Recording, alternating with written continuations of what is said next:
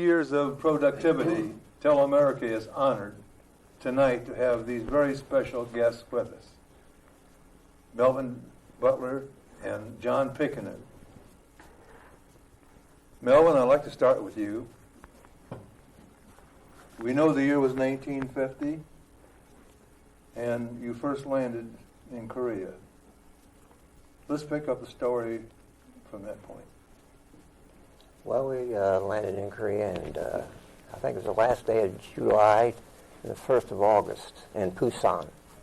As at the time that the Busan perimeter was going on, that's when the Koreans had to push the North Koreans all the way back. Pushed us back. And we want to know more about that because we know very little about that time. Well, I was in the artillery, so I wasn't where really a lot of fighting was going on, but we was all really in a way because I think we had about a 60-mile radius, and that's where we was pushed back to the sea. And they told us we had to stand there and die, or fight our way out, try to fight our way out or die. And it wasn't about that time MacArthur had the 1st Marine Division and the 7th Army Division to go around Incheon. That's on the west side. That's just below Seoul, I believe. And so that cut us loose down below, because that way they had 2 fronts they had to fight, and that made them weaker there. So that's when we started driving them back. And when that happened, we just drive them back all the way to the Manchurian border almost.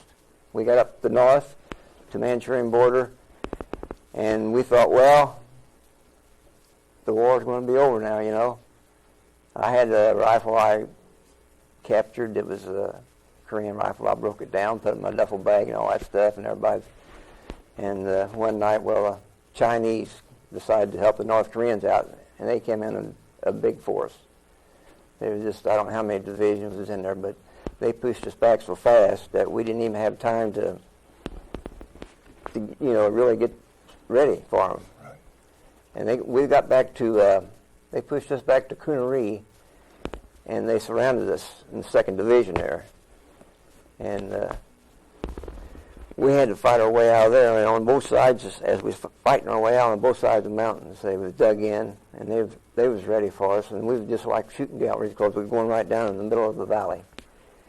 And guys were getting shot all around me, and I had to jump over them, and right next to me they get shot in the head. And sometimes, you just forget about all that stuff. You can't visualize it sometimes. And we lost 5,000 men, about 5,000 men in that division. So we had to pull back to our reserves and get more supplies and new trucks and so forth. And then they sent us back up to the front again. And of course, by that time, the Chinese pushed us back farther.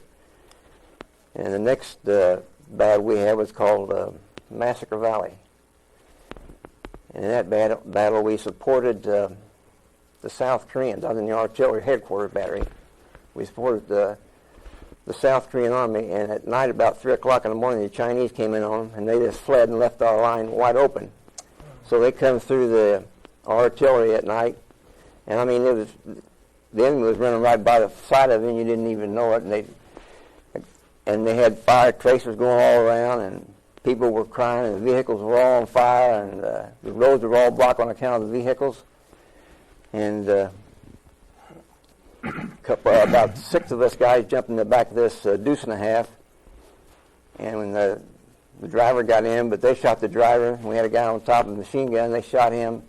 They threw a hand grenade in the back of the truck I was in. It was a white Foster's hand grenade, and it hit everybody but me. It didn't hit me, and so we jumped back out of the truck, and I put a tourniquet around one guy's arm. And another guy, I helped him get in the Jeep. He'd been shot in the leg. And finally, about 16 of us made it through the mountains. And we was behind the lines for about 2.5 days, and we ran into 2 different ambushes. And on the 3rd ambush, there was only 3 of us left. And, of course, we come real close to them. we hide for them, hide from them. And one night we was waiting for a truck to come by. We seen the headlights and we was going to jump this truck, take it over, but they never come that far, so we just had to keep on walking through the mountains and everything. And this one buddy of mine, it was in wintertime. It was in February of 51 then. And my buddy threw one of these coat aways, and I said, you better not, you're going to need that later on. I don't know why, but he took it and threw it away. And then night come on, I had two of them. I had two coats. So he said, Melvin, he said, can I have one of your coats? So I handed him one of my coats. I said, I told you not to throw that thing away. And by running them two ambushes we ran out of ammunition. We had no more ammo. So we was trying to make it through this village. It was the daytime, but it was snowing real heavy, and you couldn't hardly see your hand in front of you. So we'd go through this village, and we got on the other side all right, and started up this hill. And we start up the hill and down the other side, and we seen the enemy down there. And so we started coming back the other way, and there was bear too. So they had this hill surrounded, and so we had no ammo, so we had to give up. So they took us down, and they take some. I had a watch, and they took my watch, and took one guy's dog tags, and took some of them billfold, and they'd march us down the road quite a ways. And as they was marching us down the road, they would sort of shove us with their butt of the rifle and shoot over the top of our heads, and then they'd laugh. And so they kept us for some time. And they decided to take us out and execute us. And they marched us across this little bridge and around this hill, and then as we were going by this hill, I heard the bolts clicking on their rifles, and I figured, well, this is going to be it. And they shot me in the back and come out my shoulder and knocked me to the ground. And I said, dear God, make the next one in the head, because I wanted to get it over with. So I gritted my teeth waiting for the next shot to come. And in the meantime, I heard them shoot my two buddies on down the line, but I didn't look up because this is in February of 51, and snow was on the ground. It got cold over anywhere from 35 to 40 below zero. And I said, well, and then I heard them come back by, and I said, well, they're going to finish me off now, I figured. So I waited for the shot to come, and I heard them stand there and laugh for a while, and then they went on.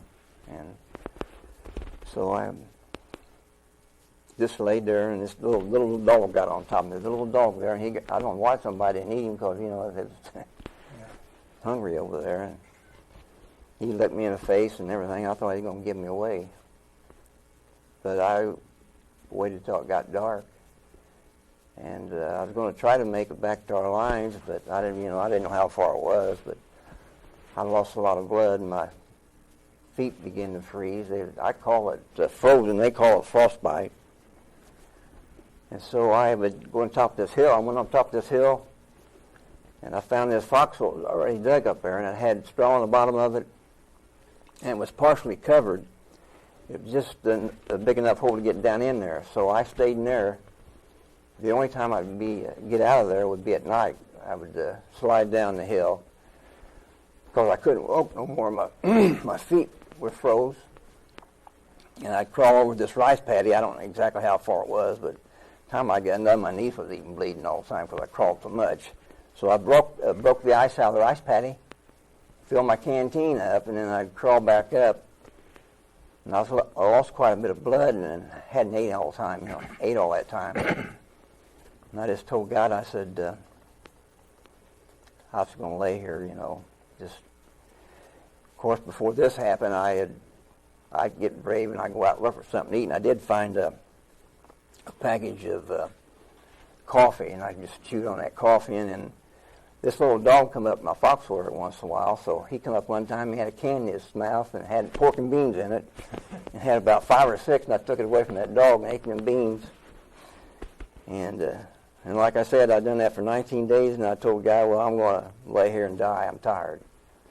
I said, I just gave up, And it wasn't much too long after that, I heard a lot of fire and shooting going on, and I heard the enemy run over the top of my foxhole. And I finally heard some American voices, and I kept yelling real loud. I said, "Don't shoot American GI." And finally one of them heard me.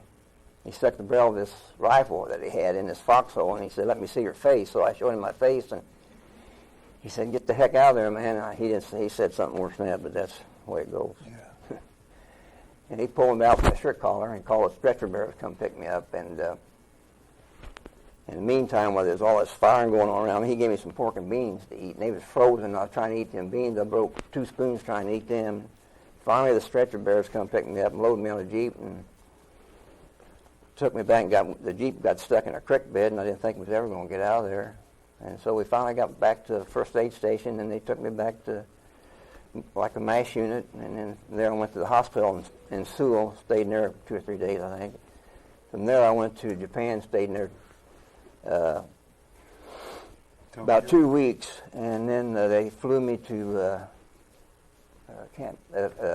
California, and I stayed in the Air Force Base there for a little while, and then Hawaii. I stayed there about 48 hours, and then they flew me to the Percy Jones Army Hospital at Battle Creek, Michigan, and I stayed in there for 6 months there, and so that's how I got out of there anyhow. And then you returned to civilian life back home. Yeah. What year did you get out? I got out in 51, August of 51. You know, as a Korean War veteran, we're so honored to have you here. And you know, your ordeal will always be remembered by us and cherished by us. And knowing the great contribution that you have made to our nation, as well as us as human beings.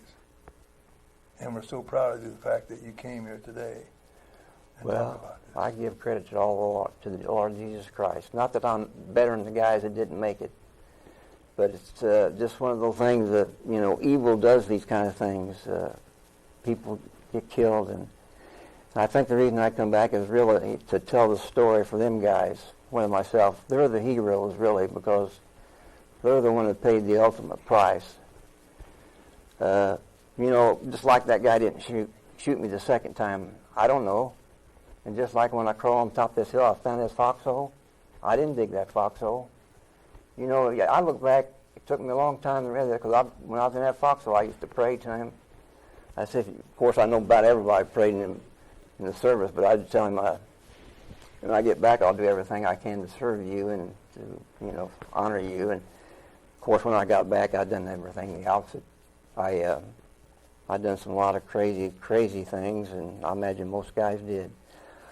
I even would go out at nighttime and just lay out in the snow, just to lay there.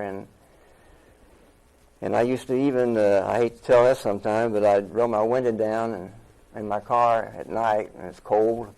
And I'd run 4-way stops to see if I could make them. And then my wife, she really put up with me. I just lost her about 1.5 years ago, and boy, that's the hardest part for me. I know. And she had the Christmas tree all decorated up one time and had it all lights and everything, and I just took the Christmas tree and all, threw it outside. So you can see what kind of mess you get in.